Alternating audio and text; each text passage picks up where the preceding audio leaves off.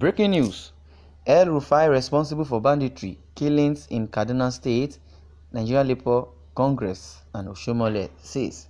The Nigerian Labour Congress (NLC) and the immediate past national chairman of the ruling All Progressive Congress (APC), Adams Oshomole, declared on Thursday that the governor of Kaduna State, Malam Nasir El-Rufai, is responsible for increased banditry, kidnappings, and all forms of insecurity in the state. According to the news, it says, speaking at the second Nigeria Labour Congress (NLC) National Peace and Security Summit in Abuja, President of NLC Comrade Ayuba Waba and Oshomole also drew a nexus between the activities of Governor El-Rufai, who they claim have sacked over 29,000 workers in the state from the year 2016 till date. Oshomole, so this is the time you will now come, because you are no more the chairman of APC. When you were there, all of you put only one head in the basket. You supporting each other. You couldn't say anything. You couldn't talk anything about bad governance. Now that you are no more the chairman of the party, you can't get mind now. Can't they talk nonsense? Well, that's how una they do. If you guys are in power, you misbehave a lot. But when you are out of power, you be criticizing the other the other administration, like or opponent propaganda or whatever. But when you are in there, you don't have the mind to even criticize. See what is happening in Nigeria. Buhari, Bakari, then when Goodluck was the president, they were clamoring for subsidy removal. No, government should not remove subsidy. They should leave the price at the normal rate. But now you are in. Anybody that protests must be killed, will be executed. Now your own is even worse. Fuel has gone beyond 87 naira as at 2012-2014, but now fuel is going to almost 200 naira per liter. Where are we going in this country? Well, that's a case for another day. While emphasizing the causes of insecurity, Comrade Waba said the political leaders should be ready to take responsibility for the actions they took while in office. Yes, the Nigeria Labour Congress president said there is a nexus between throwing workers out of their jobs and the resultant increase in unemployment and the rising wave of insecurity. The present high state of insecurity in Kaduna State has a lot to do with the penchant by the state government for throwing workers out of jobs.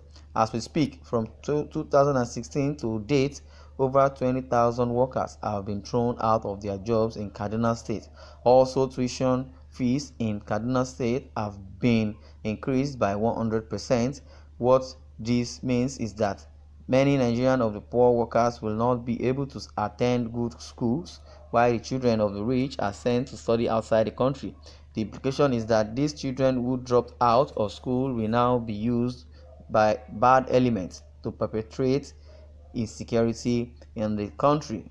Waba called on the governor of Kaduna State to rescind the decision urgently, adding that the organized labor has also and already slated 5 days of withdrawal of services in Kaduna State. All services in all sectors, including banks, railway, air transport, and civil service, will be withdrawn completely in the first instance, and where he does not show remorse and does not want to be called to order, Nigerian workers will follow up to withdraw their services nationwide, he added. In his speech, Comrade Oshomole alleged that the over 35,000 workers recently sacked by the Kaduna State government have played a major role in contributing to the current insecurity experienced in the state. The immediate past APC national chairman said the children that have been abandoned by the society are now grown up and turned against society for turning their back on them, adding that those that have been retrenched and are left without any means of livelihood have now been forced into crime. Oshomole said, "Who are the bandits? I suspect that those 35,000 workers in Kaduna City whose livelihood have been taken. What are they doing? What will their children and grandchildren be doing now? It is common sense to know that an idle man is a devil's workshop. I suspect that those Nigerians that we abandon and not provide for them, as you can call them, almajiri or beggars, they have grown all up. When you talk about unemployment, the biggest problem is having the biggest population of unemployment because they never had an opportunity of being taught by a qualified teacher. That's why the Boko Haram are threatening everybody, because they believe that the Christians brought westernization to the state or to north, that Western education is prohibited. But now they started opening their eyes. They believe education is so paramount and important. He stated that security should not only be looked at from the aspect of what the military and police can do to restore peace, rather it should also be tackled from the issue of security of wages and jobs. Oshomole, who was a former governor of the Edo State, lambasted his former colleagues for refusing to pay the 30,000 naira minimum wage, even when the law has prescribed 30,000 as minimum wage. He wondered why some governors, for some reasons, will see it and insist that the amount cannot be paid. When they deny workers such payment, can there be peace? I submit with International Labour Organization that the condition for national peace and security does not necessarily need many bullets, but decent jobs.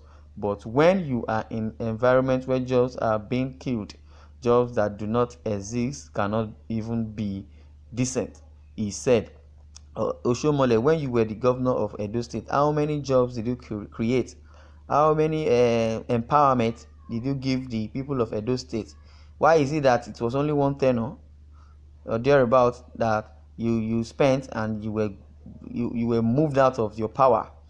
When you guys are in power, you don't see all these things. But when you are no more in power, you are no more busy in office, traveling from one place to another. You got into power. That was when you now realize that your wife that has been dead for a long time, you miss her, for you to go and marry another wife.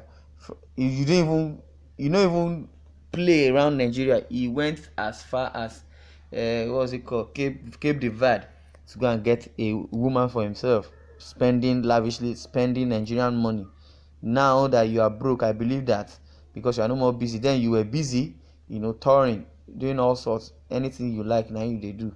Now that they've withdrawn the chairmanship from you as the chairman of APC, your mouth don't they open wide. When you were the Nigerian Labour Congress comrade or the president thereabout, you were making mouth. You threatened Obasanjo to the extent that man tired for himself. Now you are not making mouth, telling us Rufai is this, is that, is the one sponsoring Boko Haram, is the real cause of banditry.